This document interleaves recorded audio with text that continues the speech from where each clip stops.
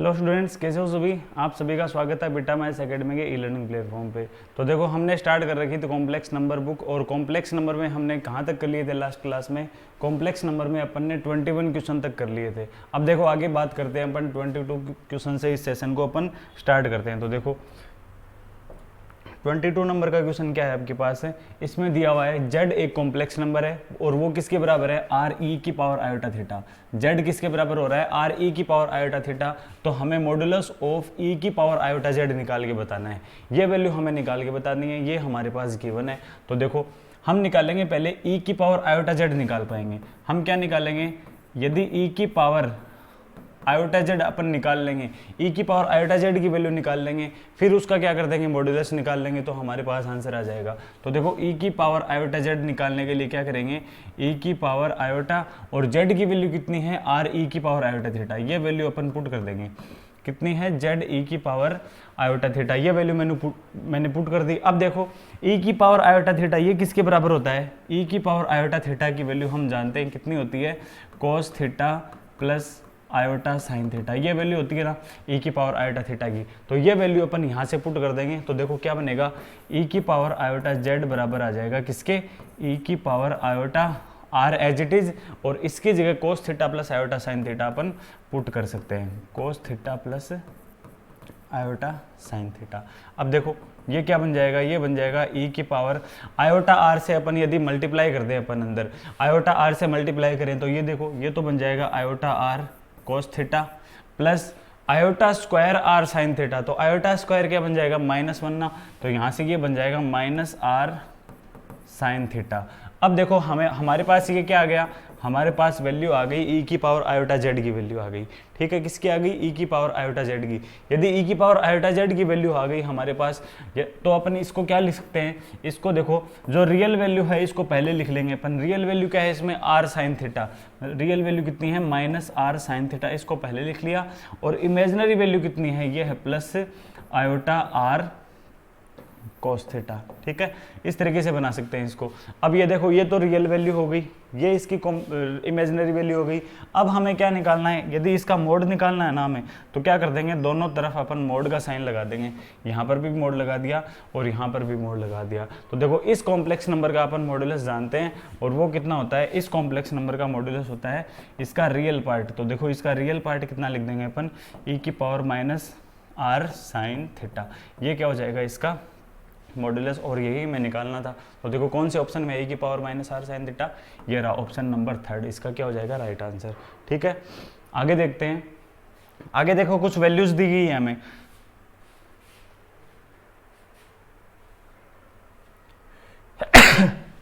जहां पर ये देखो ए आई मोड की वैल्यू कितनी है, लेस देन 1, लेमडा आई की वैल्यू कितनी है, यह है ग्रेटर देन इक्वल टू 0, ए आई की वैल्यू मोड में है, ये है लेस देन 1 है और ये दी गई है। और आई की वैल्यू कहाँ तक जा रही है, आई की वैल्यू 1 से लेकर n तक जा रही है। तो हमें ये वैल्यू भी दी गई है कि lambda 1 plus lambda 2 plus lambda 3, और ऐसे करके यदि अपन लेमडा को n तक जोड़ेंगे तो वो किसके बराबर मिलेगा हमें, वो वैल्यू 1 के बराबर मिलेगी। तो हमें निकालना क्या है, ये निकालनी है। तो जो वैल्यू हमें निकालनी है ना उसी को लेकर चलते हैं, जो हमें निकालना है। तो देखो हमें निकालना क्या है, mod of lambda 1 a1 plus lambda 2 a2 plus और कहाँ तक लेमडा n an, इसका मोड हमें निकाल के बताना है। तो देखो एक प्रॉपर्टी मैंने बताई थी ना कि यदि ये हो आपके पास z1 प्लस z2 का मॉडुलस दिया गया हो तो वो लेस देन इक्वल टू होता है mod of z1 plus mode of z2 के। ये प्रॉपर्टी मैंने बताई थी, क्या बताया था कि mod of z1 plus z2 less than equal to होता है mod of z1 plus mode of z2 के। यदि अपन मॉडुलस को सेपरेट बनाते हैं ना तो वो हमेशा क्या होगा, इससे बड़ा होगा। तो यहाँ भी अपन ये प्रॉपर्टी लगा सकते हैं। तो देखो कैसे करेंगे, ये जो क्या हो जाएगा, यहाँ पर लेस देन का साइन लग जाएगा, और लेस देन का साइन लग जाने के बाद में क्या हो जाएगा, मॉडुलस को अपन सेपरेट बना सकते हैं।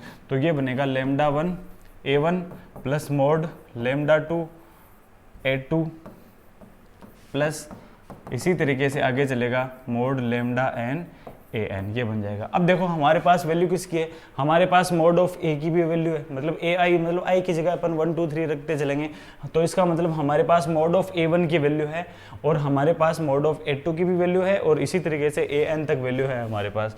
तो देखो वो क्या वैल्यू है आपके पास, वो है mod of A I less than 1 है, तो यहाँ पर भी साइन किसका है, लेस देन। अगर इसको अपन और छोटा बनाएंगे तो sine as it is same ही रहेगा ना, लेस देन का साइन ही रहेगा। तो यहाँ से क्या कर लेंगे अपन, लेमडा 1 को बाहर ले लेंगे और साइन लगा देंगे ये mode of A one, plus इसी तरीके से लेमडा 2 को बाहर ले लेंगे और मोड ऑफ ए टू, और आगे भी ऐसे ही करेंगे तो ये बन जाएगा lambda n mod of a n. अब अपन अप्लाई करेंगे कि ए आई की वैल्यू, मॉड्यूलस में ए आई की वैल्यू लेस देन 1 है और यहाँ पर भी क्या है मिल रहा है हमें, ए आई में ही मिल रहा है। यदि आई की वैल्यू अपन 1 2 3 ऐसे करके एन तक रखेंगे ना, तो देखो ए वन की वैल्यू क्या हो जाएगी, लेस देन 1, ए टू की वैल्यू भी क्या हो जाएगी, लेस देन 1, ए एन की वैल्यू भी क्या होगी, लेस देन 1। तो यहाँ से ये साइन भी क्या रहेगा, लेस देन 1 का ही रहेगा। तो और इन सब की जगह क्या पुट कर देंगे अपन, 1 पुट कर देंगे। तो यहाँ से देखो ये बन गया हमारे पास lambda 1 plus lambda 2 plus lambda 3 plus कहाँ तक, लेमडा एन, और ये वैल्यू हमारे पास गिवन है कि lambda 1 plus lambda 2 plus lambda 3 plus lambda n, ये किसके बराबर होता है, ये वैल्यू 1 के बराबर होती है। तो यहाँ से लेस देन का साइन एज इट इज और ये कितना आ जाएगा 1। तो यहाँ से चलना स्टार्ट किया था हमने और कहाँ आ गया, ये वैल्यू आ गई लेस देन 1।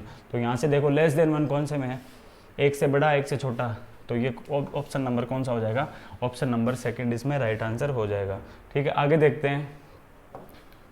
देखो हमारे पास क्या है, मोड ऑफ Z1 Z2 और ऐसे करके Zn तक, पिछले वाले क्वेश्चन की तरह, और ये क्या है, बराबर है किसके, अगर मोड को सेपरेट कर देंगे अपन, तो यदि और केवल यदि ये क्या होगा, यदि और केवल यदि को अपन बोलते हैं आई डबल एफ से, क्या बोलते हैं, आई डबल एफ से डिनोट करते हैं। तो हमें इनमें से कौन सा सही होगा ये निकाल के बताना है। तो देखो एक क्वेश्चन अपन में पहले भी क्या था इस तरीके से, यदि वहाँ पर क्या था, mode of Z1 plus Z2 का मोड यदि बराबर हो mode of Z1 plus mode of Z2, इन दो के लिए क्या था मैंने, और हमने ये प्रूव करके बताया था कि इनका आर्ग्यूमेंट Z1 बराबर आर्ग्यूमेंट Z2, ये भी क्या होते हैं, इस कंडीशन में बराबर होते हैं। यदि दो के लिए किया था तो हमने ये प्रूव करके बताया था कि ये क्वेश्चन कर चुके हैं अपन। तो यहाँ से देखो ये n के लिए तो सारों के सारे आर्ग्यूमेंट क्या हो जाएंगे आपस में बराबर, तो इसमें कौन सा ऑप्शन हो जाएगा, सेकंड आंसर इसमें से ही हो जाएगा। ये क्वेश्चन अपन कर चुके हैं इसलिए मैंने n के लिए ये सीधा ही कर दिया कि सारी n की वैल्यू के आर्ग्यूमेंट पे क्या हो जाएंगे आपस में बराबर। ठीक है, आगे देखो ये क्वेश्चन है, mod of Z less then 1/2 है, तो ये वैल्यू हमें निकाल के बतानी है कि ये वैल्यू किससे छोटी होगी। तो देखो पहले इसको सोल्व करके करते हैं अपन। क्या दिया हुआ है, mod of 1 plus iota Z cube plus iota Z cube का मोड। अब देखो ये क्वेश्चन उस फॉर्म में बन रहा है ना, ये क्वेश्चन देखो इस फॉर्म में बन रहा है। यदि अपन इसको Z1 मान लें और इस वैल्यू को अपन Z2 मान लें, तो क्या ये less than equal to mod of Z1 plus mode of Z2 हो जाएगा क्या। देखो ये Z1 प्लस Z2 का mod less than equal to mod of Z1 plus mode of Z2, ये प्रॉपर्टी बनती दिख रही है हमें। तो देखो यहाँ पर कर देंगे अपन लेस देन का sign as it is, Z1 की जगह कितना पुट कर देंगे ये, तो देखो मोड ऑफ Z1 की वैल्यू कितनी है 1 प्लस आयोटा और Z का क्यूब मोड लगा दिया। ठीक है, फिर प्लस का साइन लगाएंगे और मोड ऑफ Z2 की वैल्यू रख देंगे आयोटा Z, फिर प्लस का साइन और आयोटा Z मैंने वैल्यू पुट कर दी। ठीक है, अब देखो ये वैल्यू हमें सोल्व करनी है, तो देखो साइन वही रहेगा as it is, sign less than equal to का ही रहेगा ना। तो यहाँ से देखो मोड में सोल्व करेंगे, यदि अपन मोड में यदि इसको सोल्व करेंगे तो ये तो बन गया Z cube plus iota Z cube का मोड प्लस आयोटा Z का मोड। अब देखो आयोटा Z का मोड क्या होगा, Z के मोड के ही बराबर होगा। देखो यदि अपन किसी कॉम्प्लेक्स नंबर, देखो ये प्रूव करके बता देता हूँ मैं, कॉम्प्लेक्स नंबर ले रहे हैं अपन Z बराबर x प्लस आयोटा y, और इसको यदि अपन पहले अपन इसका मोड निकाल के देख लेते हैं कि इसका मोड कितना आता है। तो देखो ये आता है x square plus y square है ना। फिर क्या करेंगे, इसी कॉम्प्लेक्स नंबर को अपन आयोटा Z से मल्टीप्लाई करेंगे तो हमें क्या मिलेगा, देखो ये बन जाएगा आयोटा x, और जब इसको करेंगे तो ये बन जाएगा माइनस का y ना, है ना, माइनस का y बनेगा। जब इसका मोड निकालेंगे आयोटा Z तो वो भी कितना आएगा, वो भी आपके पास x square plus y square का रूट ही आएगा। तो इसका मतलब ये बता सकते हैं ना अपन कि Z का मोड और आयोटा Z का मोड ये बराबर ही होता है। तो देखो आयोटा Z के मोड की जगह अपन क्या Z का मोड लिख सकते हैं क्या, तो मैंने लिख दिया इसको सीधा ही Z का मोड लिख दिया। ठीक है, अब आगे देखो इसको सोल्व करते हैं। तो यहाँ से देखो ये फिर से यही प्रॉपर्टी अप्लाई हो जाएगी।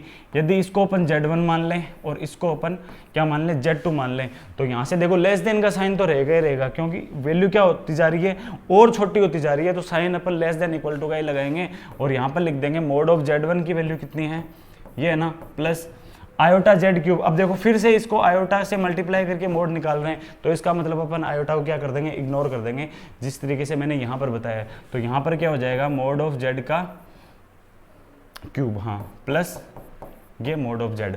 अब देखो मोड ऑफ जेड के क्यूब को अपन ये भी बना सकते हैं, मोड ऑफ जेड का क्यूब, यहाँ पर क्यूब को बाहर भी तो ले सकते हैं ना, प्लस ये बन गया। अब देखो ये वैल्यू आ गई ना हमारे पास, लेकिन mode of Z less than 1/2 है और यहाँ पर लेस देन का साइन है, इसका मतलब मोड ऑफ जेड की जगह अपन क्या कर सकते हैं, 1/2 पुट कर सकते हैं। तो देखो 1/2 का क्यूब कितना बन जाएगा, ये बन जाएगा 1/8, फिर प्लस 1/8 प्लस 1/2। जब इसको सोल्व करेंगे ना हम, तो देखो एलसीएम तो कितना आ जाएगा 8, यहाँ पर 1 + 1 2 + 4, तो 2 + 4 कितना 6/8, मतलब 3/4 क्या आ जाएगा इसका आंसर। और 3/4 कौन से में है, ऑप्शन नंबर 3 क्या हो जाएगा इसका राइट आंसर हो जाएगा। ठीक है, आगे देखो, पूरा दिख रहा है नहीं, देखो कोई दो नॉन जीरो कॉम्प्लेक्स नंबर हैं Z1 और Z2। देखो दो कॉम्प्लेक्स नंबर हैं नॉन जीरो, मतलब वो कभी क्या नहीं है, जीरो के बराबर नहीं है। नॉन जीरो कॉम्प्लेक्स नंबर कौन कौन से हैं, Z1 और Z2। ये दो कोई नॉन जीरो कॉम्प्लेक्स नंबर है Z1 और Z2, और इसके लिए हमें ये वैल्यू दी गई है, तो हमें बताना है कि ये वैल्यू किससे छोटी होगी। ठीक है, तो देखो दिया क्या गया है, इसमें जो दिया है ना उसी को लेके चलते हैं अपन। यहाँ पर दिया है मोड ऑफ Z2 + Z2, ये Z1 कर लेना शायद इसको, ये Z1 है यहाँ पर,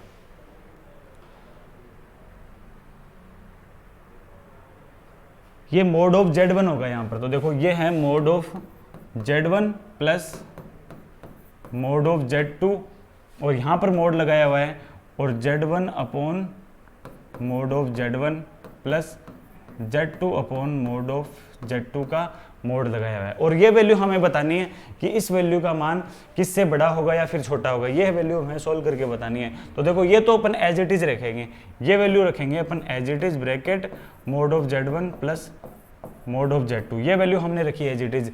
इस मॉड्यूलस को यदि अपन ओपन करेंगे तो देखो ये वैल्यू क्या हो जाएगी, इससे लेस देन इक्वल टू हो जाएगी ना, क्योंकि अपन प्रॉपर्टी कौन सी यूज में ले रहे हैं, प्रॉपर्टी यूज में ले रहे हैं अपन ये वाली।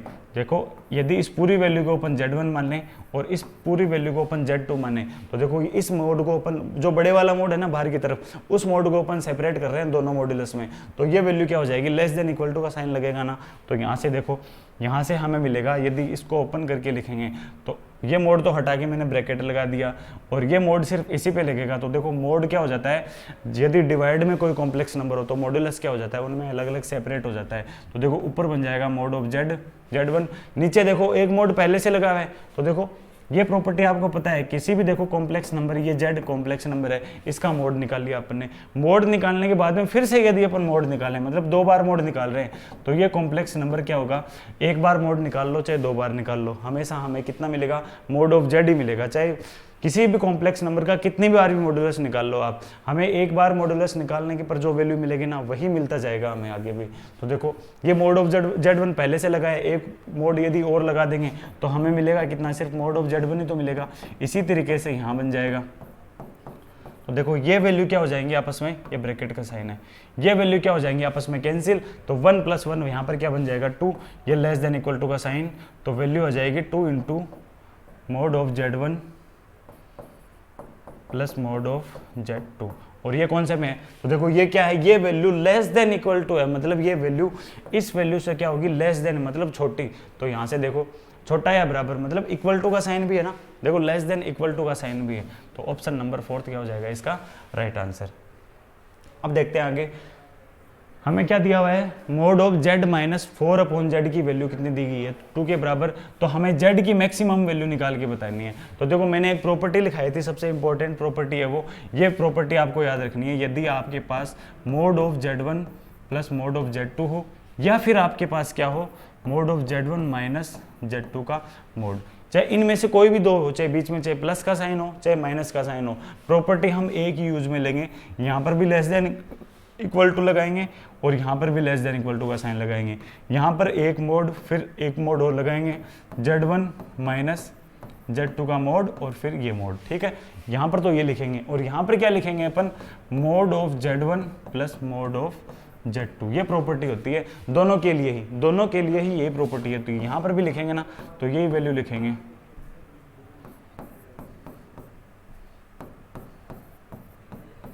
और यहाँ पर क्या आएगा, less than equal to mod of Z1 plus mode of Z2। ये प्रॉपर्टीज आपको दोनों याद रखनी है। मतलब किसी भी कॉम्प्लेक्स नंबर को का यदि आपसे मिनिमम या फिर मैक्सिमम वैल्यू पूछ लेना, इस प्रॉपर्टी से अपन मिनिमम वैल्यू भी निकाल पाएंगे और मैक्सिमम वैल्यू भी निकाल पाएंगे इन दोनों प्रॉपर्टीज से, चाहे वो प्लस के लिए हो चाहे माइनस के लिए हो। अब देखो ये प्रॉपर्टी अपन यहाँ पर अप्लाई करके देखते हैं। तो हमें मान किसका निकाल के बताना है, हमें मान निकाल के बताना है मोड ऑफ Z की अधिकतम वैल्यू निकाल के बतानी है। किसकी, मोड ऑफ Z की। और ये वैल्यू हमारे पास गिवन है। तो देखो मोड ऑफ Z को अपन किस तरीके से लिख सकते हैं, मोड ऑफ Z को वैल्यू को अपन ये वैल्यू यूज में करते हुए लिखेंगे। तो देखो मोड ऑफ Z हमारे पास गिवन है, क्या है, mod of Z। Mod of Z हमें निकालना है, तो क्या करेंगे अपन, mode of Z minus 4/Z बनाएंगे। तो क्या मोड ऑफ Z को अपन ये लिख सकते हैं क्या, Z minus 4/Z plus 4/Z। Mode of Z को अपन ये भी बना सकते हैं ना, मोड ऑफ Z को अपन ये भी बना सकते हैं।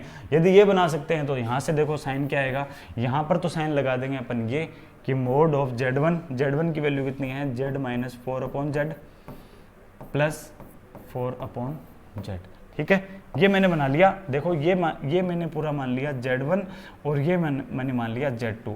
तो ये less than equal to Z1 plus Z2 का मोड ये हो जाएगा ना।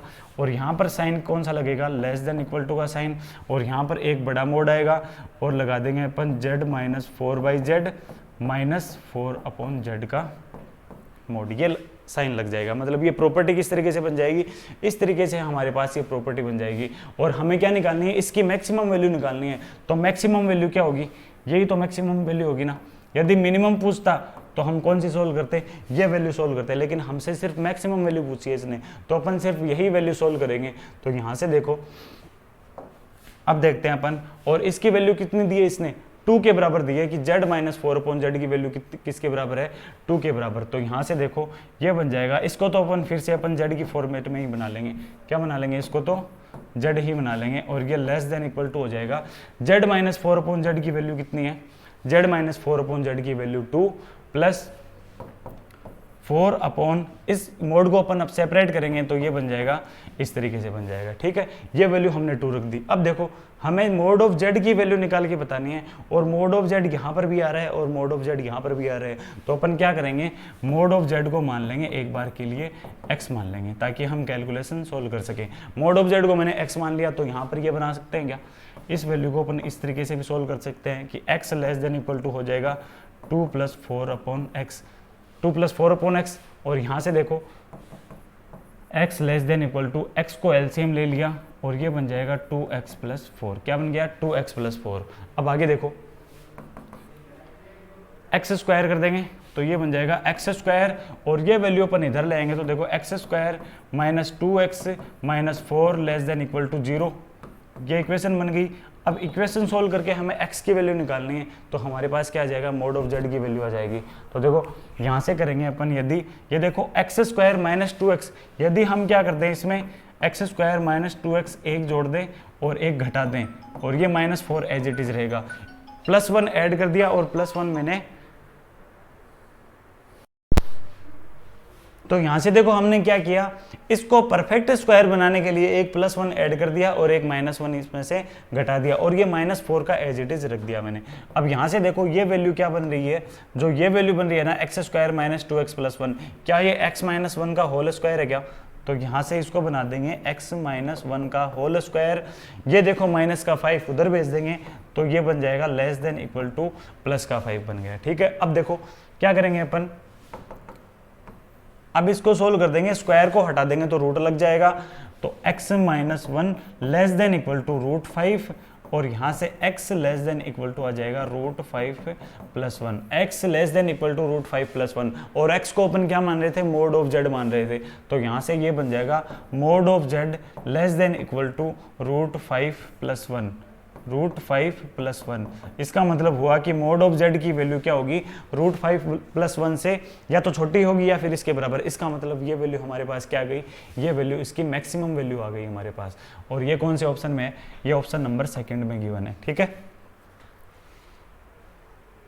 अब देखो 28 क्वेश्चन देखो, कोई कॉम्प्लेक्स नंबर है z, आयोटा z और आयोटा स्क्वायर z, और ये क्या बना रहे हैं, एक त्रिभुज बना रहे हैं। तो हमें बताना है कि कौन सा त्रिभुज बनाएंगे। तो देखो क्या करेंगे अपन, सबसे पहले एक त्रिभुज को ड्रॉ कर लेंगे। क्या बना लिया हमने, सबसे पहले एक ट्रायंगल बना लिया, यहाँ से ये ट्रायंगल बना लिया, और इसके मैंने शीर्ष मान लिए, ये तो मान लिया z, दूसरा शीर्ष मान लिया इसका आयोटा z, और ये शीर्ष मान लिया अपन ने आयोटा स्क्वायर z, जो कि इसने दिए गए हैं, ठीक है। ये 3 शीर्ष मान लिए हमने, z, आयोटा z और आयोटा स्क्वायर z। तो हमें ये बताना है कि इनमें से ये जो शीर्ष हैं ये कौन सा त्रिभुज बनाएंगे, समबाहु बनाएंगे, समकोणीय बनाएंगे, समद्विबाहु बनाएंगे, या फिर समकोणीय समद्विबाहु बनाएंगे। तो देखो ये करने के लिए हम क्या करेंगे, z की एक सिंपल सी वैल्यू मान के देखेंगे अपन। z को एक सिंपल सा कॉम्प्लेक्स नंबर मान लेंगे, और उस कॉम्प्लेक्स नंबर के लिए अपन ये त्रिभुज निकालेंगे कि ये त्रिभुज कौन सा बनेगा। तो z को एक यदि सिंपल सा कॉम्प्लेक्स नंबर मान लेंगे, तो क्या मान लिया हमने, z की वैल्यू मान ली सीधी आयोटा के बराबर, z बराबर क्या मान लिया, आयोटा। क्या ये आयोटा कॉम्प्लेक्स नंबर है ना, तो आयोटा कॉम्प्लेक्स नंबर है, इसको अपन ये भी लिख सकते हैं कि ये 0 + आयोटा है, जहां पर रियल वैल्यू तो कितनी है 0, इमेजिनरी वैल्यू कितनी है 1। तो यहां से देखो इस z के निर्देशांक कितने हो जाएंगे, यदि ये z मैंने 0 + आयोटा माना, तो आयोटा z क्या बनेगा, पहले ये निकाल लेते हैं। आयोटा z क्या बनेगा, ये बन जाएगा आयोटा z की वैल्यू आयोटा, तो ये आयोटा का स्क्वायर, और आयोटा का स्क्वायर कितना होता है -1, ठीक है। आयोटा स्क्वायर z क्या बन जाएगा, आयोटा स्क्वायर z बन जाएगा आयोटा की पावर 3, और आयोटा की पावर 3 होता है माइनस आयोटा के बराबर। तो हमने तीनों शीर्ष निकाल लिया ना, तो तीनों शीर्ष की वैल्यू अपन पुट कर देंगे यहाँ से। पहला तो क्या है 0 + आयोटा, मतलब इसमें रियल वैल्यू तो 0, इमेजिनरी वैल्यू कितनी 1, मतलब पहला जो शीर्ष है वो क्या बनेगा, जिसके निर्देशांक कितने आ गए 0 1। दूसरे शीर्ष के निर्देशांक कितने आए -1 ना, तो -1 के लिए रियल वैल्यू तो इसमें -1 है, इसकी इमेजिनरी वैल्यू है नहीं क्योंकि आयोटा का कोफिशिएंट 0 है। तो क्या कर देंगे, इमेजिनरी वैल्यू 0, तो ये शीर्ष बन जाएगा -1 0। तीसरा शीर्ष का है अपने पास माइनस आयोटा, तो यहाँ से देखो इसकी रियल वैल्यू तो 0 है और इमेजिनरी वैल्यू कितनी है -1। ये तीनों शीर्ष निकाल लिए अपन। तो एक तो तरीका क्या रहेगा अपने पास, इन तीनों शीर्षों के बीच की दूरी निकालेंगे, पहले ये साइड निकालेंगे, फिर ये साइड निकालेंगे, फिर ये साइड निकालेंगे। एक तरीका तो ये तीनों की लंबाई निकालेंगे, फिर देखेंगे अपन कि समबाहु समद्विबाहु इनमें से कौन सा है, या फिर क्या निकालेंगे, इसमें देखो समकोणीय भी दिया है एक फिर हमें क्या निकालना पड़ेगा, इनके बीच में एंगल भी निकालना पड़ेगा। इससे अच्छा है अपन क्या कर लेंगे, ये जो कोऑर्डिनेट दिए गए हैं इन कोऑर्डिनेट को अपन सीधा क्या कर लेंगे, अपने जो निर्देशांक है उस पर बनाकर देख लेंगे कि त्रिभुज कौन सा बनेगा, क्योंकि ये जो कोऑर्डिनेट है ये एकदम सिंपल कोऑर्डिनेट है, तो इनको अपन आसानी से बना भी सकते हैं। देखो ये 0 1, ये -1 0 और ये 0 -1, क्या इन कोऑर्डिनेट को अपन बना सकते हैं क्या? तो देखो इन कोऑर्डिनेट को अपन कैसे बनाएंगे, ये मैंने बना लिया अपना कोऑर्डिनेट, ठीक है। पहले हम कौन सा पॉइंट लेंगे 0 1, तो देखो 0 1 पॉइंट कहाँ पर बनेगा, लगभग x की मतलब ये कौन सी है, रियल वैल्यू है, और यहाँ पर कौन सी आएगी, इमेजिनरी वैल्यू आएगी। तो देखो रियल वैल्यू तो 0, imaginary value 1, real value 0, imaginary value 1 मैंने यहाँ पर मान ली। ये कोऑर्डिनेट मान लिया मैंने 0 1, और ये कौन सा बन गया, ये Z1 बन गया। फिर देखो Z2 कितना है -1 0, तो -1 0 ये कहाँ पर होगा, ये लगभग यहाँ पर होगा ना, -1 0, ये Z2 -1 0 यहाँ पर हो गया। फिर देखो Z3 कितना है 0 -1, और 0 -1 कहाँ पर होगा, लगभग यहाँ पर होगा 0 -1, और ये मैंने मान लिया Z3। अब देखो इनको मिलाते हुए क्या कर देंगे अपन, इन तीनों कोऑर्डिनेट को मिलाते हुए क्या बना देंगे अपन, एक त्रिभुज बना देंगे कुछ ऐसे। इन दोनों को मिला दिया और इसको भी क्या करना पड़ेगा, अब हमें मिलाना पड़ेगा आपस में। तो देखो ये क्या बन गया, एक त्रिभुज बन गया। क्या बन गया, यहाँ से ये त्रिभुज बन गया अपने पास Z1 Z2 Z3, ये त्रिभुज बन गया। अब देखो ये देखने से पता चल रहा है कि आपको कि ये त्रिभुज कौन सा है। तो देखो पहले अपन इनकी लंबाई निकाल के देखते हैं, लंबाई देखते हैं तो यहाँ से यहाँ तक की लंबाई कितनी 1 और यहाँ से यहाँ तक लंबाई कितनी 1, तो ये टोटल लंबाई कितनी आ जाएगी हमारे पास, ये टोटल लंबाई कितनी आ गई 2 यूनिट आ गई। ठीक है, यहाँ से यहाँ तक इन दोनों बिंदुओं के बीच की दूरी, तो ये कैसे निकालेंगे अपन, देखो ये कोण क्या है, समकोण त्रिभुज है, ये दूरी कितनी है 1, ये दूरी कितनी है 1, है ना। तो देखो समकोण त्रिभुज है 1 1 यहाँ पर दूरी है, तो इसका कर्ण निकाल सकते हैं क्या, तो इसका कर्ण कितना आ जाएगा आपके पास √2 करेंगे अपन। देखो 1 का स्क्वायर प्लस 1 का स्क्वायर, ये क्या बनेगा हमारे पास √2 बनेगा। तो देखो ये दूरी √2, इसी तरीके से ये दूरी भी कितनी आ जाएगी √2 के बराबर। तो देखो दो भुजाएं समान है, इसका मतलब समद्विबाहु त्रिभुज है। तो यहाँ से समद्विबाहु देखते हैं, इसको टिक मत लगा देना, क्यों, क्योंकि हमें देखो एक ऑप्शन और दिया है इसने समद्विबाहु समकोण। तो अब देखेंगे अपन कि इसमें कोई जो एंगल है वो समकोण तो बन रहेगा, तो ये एंगल क्या बनेगा इसमें, ये एंगल बनेगा समकोण त्रिभुज। क्या बनेगा ये समकोण त्रिभुज बनेगा। तो यहाँ से कौन सा ऑप्शन हो जाएगा, ये हो जाएगा समकोण समद्विबाहु, मतलब दो भुजाएं समान और एक कोण समकोण। तो कौन सा त्रिभुज बन जाएगा, ये समकोण समद्विबाहु त्रिभुज बन जाएगा। आगे देखते हैं,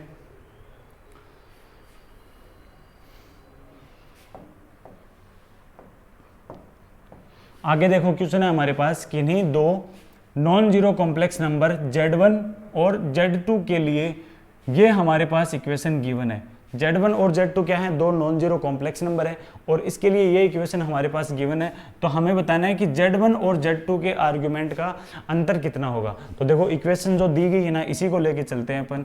यहाँ से दिया है हमें Z1 Z2 का कॉन्जुगेट प्लस Z1 का कॉन्जुगेट और Z2, ये वैल्यू किसके बराबर दी है, ये वैल्यू इसने 0 के बराबर दी है। तो यहाँ से ये देखो अपन Z1 Z2 का कॉन्जुगेट तो एज इट इज लिख देंगे, प्लस का साइन, क्या इस वैल्यू को अपन ये लिख सकते हैं क्या, Z1 प्लस Z1 Z2 का कॉन्जुगेट और फिर इसका डबल कॉन्जुगेट। तो देखो ये वैल्यू होती है कॉन्जुगेट की प्रॉपर्टी, यदि आपके पास ये हो ना Z1 और Z2 के मल्टीप्लाई दोनों के ऊपर कॉन्जुगेट लगाओ तो ये कॉन्जुगेट क्या हो जाता है, आपस में सेपरेट हो जाता है। तो एक प्रॉपर्टी तो अपन यहाँ पर ये लगा देंगे कि ये सेपरेट हो जाएगा। एक प्रॉपर्टी यूज में होगी यदि Z के कॉन्जुगेट का कॉन्जुगेट दिया हो तो वो किसके बराबर होता है, वो Z के ही बराबर होता है। तो देखो इसको जब सोल्व करेंगे ना तो कॉन्जुगेट क्या हो जाएगा, सेपरेट। तो ये Z1 का कॉन्जुगेट और Z2 के कॉन्जुगेट का कॉन्जुगेट इस तरीके से बनेगा। तो ये देखो Z1 का कॉन्जुगेट तो इस तरीके से ही रहेगा,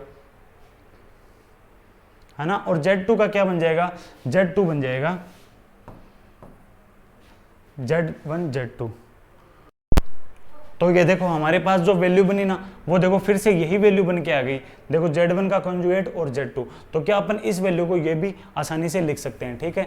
और ये किसके बराबर आ गया, ये वैल्यू 0 के बराबर आ गई। अब देखो, अब देखेंगे अपन ये क्या है, ये है Z1 Z2 का बार और ये इतना क्या है Z1 Z2 का बार, मतलब ये दोनों कॉम्प्लेक्स नंबर क्या है, समान है। यदि एक प्रॉपर्टी ये बताऊं मैं आपको, यहाँ से देखो यदि Z प्लस Z का कॉन्जुगेट मतलब Z का बार यदि ये वैल्यू 0 के बराबर हो तो इसमें लिख सकते हैं अपन कि इसका जो रियल पार्ट है वो भी क्या होगा 0। ये प्रॉपर्टी आपको याद रखनी है कि किसी भी कॉम्प्लेक्स नंबर को अपन उसके कॉन्जुगेट में ऐड करते हैं और ऐड करने पर वैल्यू 0 आती है तो इसका मतलब हुआ ये कि इस कॉम्प्लेक्स नंबर का रियल पार्ट किसके बराबर है, 0 के बराबर है। ये आप प्रूव भी कर सकते हो। इसको प्रूव करने के लिए देखो यहाँ से इसका प्रूफ देखते हैं अपन।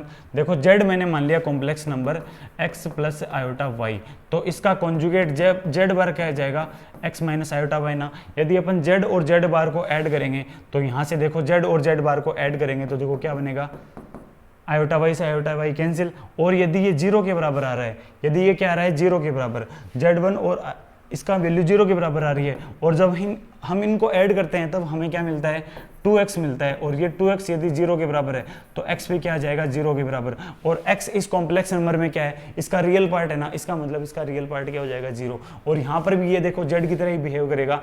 ये कॉम्प्लेक्स नंबर को अपन इस कॉम्प्लेक्स नंबर के कॉन्जुगेट से ऐड कर रहे हैं तो और हमें 0 मिल रहा है, इसका मतलब इस कॉम्प्लेक्स नंबर का रियल पार्ट क्या है 0।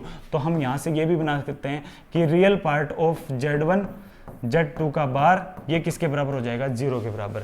ये किसके बराबर हो गया 0 के बराबर।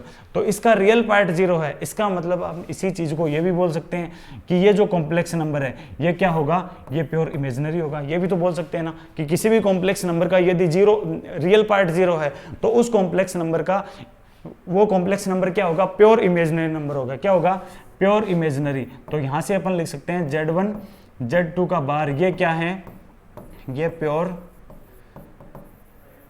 इमेजनरी होगा, मतलब इसमें रियल पार्ट नहीं है, रियल पार्ट नहीं है तो क्या हो जाएगा, प्योर इमेजनरी, ये बोल सकते हैं। यदि Z1 Z2 का बार प्योर इमेजनरी है तो अपन इसको ये भी बना सकते हैं कि प्योर, हम क्या करेंगे, दोनों तरफ आर्ग्यूमेंट लगा देंगे। क्या लगाएंगे, आर्ग्यूमेंट लेंगे, हम इसका आर्ग्यूमेंट निकाल के देखेंगे। और हमें पता क्या है सिर्फ इसके बारे में, हमें सिर्फ इसके बारे में यही पता है कि ये क्या है, एक प्योर इमेजनरी नंबर है। तो क्या अपन प्योर इमेजनरी नंबर का आर्ग्यूमेंट निकाल सकते हैं क्या?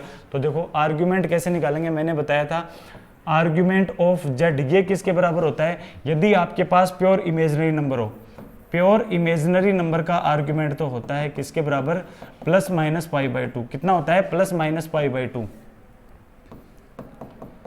और प्योर रियल नंबर का आर्ग्यूमेंट मैंने कितना बताया था, प्योर रियल नंबर का आर्ग्यूमेंट बताया था मैंने कितना, 0 या फिर पाई, 0 या फिर पाई, ये मैंने आर्ग्यूमेंट बताया था। देखो ये अपन करके भी दे सकते हैं। यदि प्योर इमेजनरी नंबर है तो वो देखो कोऑर्डिनेट पर कहाँ पर होगा, यदि ये मैंने मान लिया प्योर इमेजनरी नंबर है तो प्योर इमेजनरी लाइन कौन सी होती है, ये वाई एक्स की तरह होती है ना।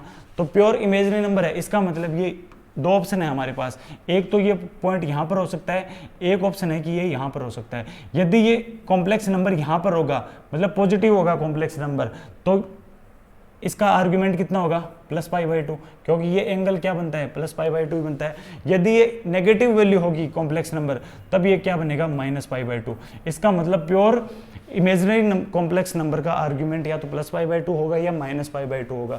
तो आर्ग्यूमेंट इसका हम निकाल लेंगे, ये किसके बराबर होगा, ये होगा plus minus pi by two. अब देखो आर्ग्यूमेंट की प्रॉपर्टी लगा देंगे यहाँ से, आर्ग्यूमेंट की प्रॉपर्टी लॉग की तरह ही काम करती है। तो ये बन जाएगा argument of Z1 plus argument of Z2 का कॉन्जुगेट, और ये बराबर हो जाएगा plus minus pi by two.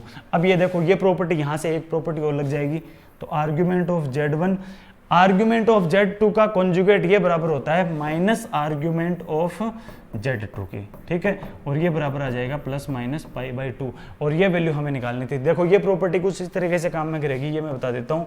यदि आपसे ये पूछे कि आर्ग्यूमेंट ऑफ Z का कॉन्जुगेट ये किसके बराबर होता है, तो आप ये बताओगे कि ये बराबर होता है माइनस आर्ग्यूमेंट ऑफ Z के बराबर है। ये प्रॉपर्टी है, ये क्या है, एक प्रॉपर्टी है। ये प्रॉपर्टी यहाँ पर अप्लाई करेंगे ना तो ये माइनस का साइन बाहर आ जाएगा और कॉन्जुगेट ऊपर से हटा देंगे।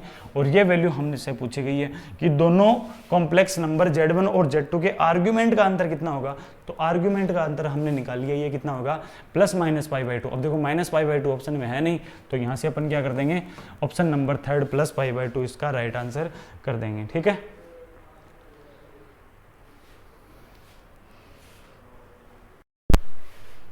देखो 30 क्वेश्चन में क्या है आपके पास, ये क्वेश्चन देखो यहाँ पर दिया गया है जेड स्क्वायर प्लस, इसमें दिया गया है कि एक तो ओरिजिन है, ओरिजिन तथा समीकरण ये, इसके मूल हमें निकालना है। तो देखो इसके मूल कितने आएंगे, मतलब इसके रूट कितने आएंगे। देखो क्वाड्रेटिक इक्वेशन है, क्वाड्रेटिक इक्वेशन के रूट कितने आते हैं, यदि 2 घात हैं तो रूट कितने आएंगे, 2, और एक रूट इसने यहाँ पर दे दिया, मतलब एक ओरिजिन इसने यहाँ पर दे दिया। मतलब हमारे पास कितने बिंदु आ गए, टोटल 3 बिंदु आ गए। देखो एक तो मूल बिंदु और 2 इसके रूट हो जाएंगे, मतलब 3 पॉइंट आ गए हमारे पास। और हमें ये बताना है कि ये तीनों पॉइंट मिलके क्या बनाएंगे, एक समद्विबाहु त्रिभुज बनाएंगे। तो इनमें से कौन सी कंडीशन सेटिस्फाई होगी। तो देखो हमें ये पता है कि कोई भी कॉम्प्लेक्स नंबर Z1 Z2 और Z3 क्या बनाते हैं, यदि समबाहु त्रिभुज बनाते हैं, क्या बनाते हैं, ये 3 कॉम्प्लेक्स नंबर दे दिए मैंने Z1 Z2 Z3, और यदि ये एक समबाहु त्रिभुज बनाएंगे तो उसकी प्रॉपर्टी मैंने बता दी आपको कि Z1 square plus Z2 square plus Z3 square, और ये बराबर होता है Z1 Z2 plus Z2 Z3 plus Z1 Z3। ये प्रॉपर्टी मैंने बताई थी कि Z1 Z2 और Z3 तीन कॉम्प्लेक्स नंबर मिलकर यदि एक समबाहु त्रिभुज बनाते हैं तो उसकी प्रॉपर्टी ये होती है। तो यहां से देखो हमारे पास कॉम्प्लेक्स नंबर कितने हैं, देखो ये जो Z3 है ना ओरिजिन, इसको तो मान लिया मैंने, देखो ये कॉम्प्लेक्स नंबर है, Z3 को तो मान लिया मैंने ओरिजिन कि ये तो 0 0 है, तो Z3 को तो ओरिजिन मान लिया हमने। और Z1 और Z2 को मान रहे हैं अपन कि ये जो इक्वेशन है इसके रूट निकलेंगे ना, वो निकलेंगे, एक तो Z1 निकलेगा और एक Z2 निकलेगा। इसके रूट मैंने मान लिए कितने, इसके रूट मान लिए Z1 और Z2, तो ठीक है। अब यहाँ से देखो ये प्रॉपर्टी यदि यहाँ पर लगाएंगे ना तो देखो Z3 तो क्या बन रहा है, Z3 तो 0 ही बन रहा है। तो ये प्रॉपर्टी देखो कुछ इस तरीके से बन जाएगी, Z1 square plus Z2 square, Z3 का स्क्वायर 0 और ये बराबर हो जाएगा Z1 Z2। यहाँ भी देखो Z3 आ रहा है, ये भी 0 बन जाएगा और ये भी क्या बन जाएगा 0। मतलब ये जो ऊपर वाली प्रॉपर्टी कुछ इस तरीके से अप्लाई होगी। अब हमें क्या चाहिए, अब हमें Z1 और Z2 की वैल्यू चाहिए। तो यहाँ से देखो हमें Z1 और Z2 की वैल्यू अलग से निकालने की जरूरत नहीं है। देखो ये क्वाड्रेटिक इक्वेशन इस तरीके से है कि Z1 square plus PZ plus Q is equal to 0, ये क्वाड्रेटिक इक्वेशन है। तो देखो इसमें हमें क्या निकालना है, इसमें Z1 और Z2 चाहिए हमें। तो देखो हमें पता है कि क्वाड्रेटिक इक्वेशन में रूटों का सम, मतलब 2 रूट आते हैं तो रूट्स का सम किसके बराबर होता है, ये होता है -b/a। और यहाँ पर b की वैल्यू कितनी है, p के बराबर। तो अपन प्रॉपर्टी लगा देंगे Z1 प्लस Z2, ये किसके बराबर हो जाएगा, Z1 प्लस Z2 हो जाएगा -p/a। a की वैल्यू 1 है तो ये तो बराबर हो गया किसके, -p के बराबर। किसके बराबर, -p। और दोनों रूट्स का मल्टीप्लाई Z1 Z2, इन दोनों रूट्स का मल्टीप्लाई किसके बराबर होता है, ये c/a के बराबर होता है। c की वैल्यू यहाँ पर 1 है, q है, और a की वैल्यू कितनी है 1। तो ये दो इक्वेशन निकाल ली हमने, Z1 प्लस Z2 -p के बराबर होगा, Z1 Z2 q के बराबर होगा। अब देखो ये इक्वेशन लेके चलते हैं अपन, जो इक्वेशन हमें निकालनी है। इस इक्वेशन में देखते हैं अपन कि Z1 square plus Z2 square, इसमें यदि अपन क्या करें 2Z1 Z2 जोड़ दें और माइनस कर दें। क्या कर दिया मैंने, 2Z1 Z2 तो एक बार जोड़ दिया और एक बार कर दिया मैंने 2Z1 Z2 को माइनस। तो इससे कोई फर्क नहीं पड़ा है ना, और ये Z1 Z2 बराबर में एज इट इज। लेकिन ये क्या बन गया, ये एक परफेक्ट स्क्वायर बन गया हमारे पास, किसका, Z1 प्लस Z2 का होल स्क्वायर। ये मैंने क्यों बनाया, क्योंकि हमारे पास Z1 प्लस Z2 की वैल्यू है, हमारे पास किसकी वैल्यू है, हमारे पास Z1 और Z2 के प्लस की वैल्यू है। तो ये क्या बना दिया मैंने, ये बना दिया Z1 प्लस Z2 का होल स्क्वायर। ये -2Z1 Z2 ये उधर भेज देंगे तो यहाँ पर बन जाएगा 3Z1 Z2। अब देखो हमारे पास Z1 प्लस Z2 की वैल्यू भी है और Z1 Z2 की वैल्यू भी है। ये वैल्यू यदि यहाँ पर अप्लाई करेंगे अपन तो देखो Z1 प्लस Z2 तो क्या है, -p का बन जाएगा स्क्वायर बराबर 3 इंटू Z1 Z2 कितना है, q के बराबर। तो देखो यहाँ से ये बन जाएगा p square is equal to 3q, और यही हमारा क्या गया answer, p square is equal to 3q। ये कौन से में है, ये है ऑप्शन नंबर 4 में। ठीक है, अब देखो आगे क्वेश्चन करेंगे अपन नेक्स्ट क्लास में। ये क्वेश्चन, आगे वाले क्वेश्चन आप करके देखना, अगर आपसे हो तो बहुत अच्छी बात है, नहीं हो तो अपन नेक्स्ट क्लास में इन क्वेश्चन के बारे में डिस्कशन करेंगे। ठीक है।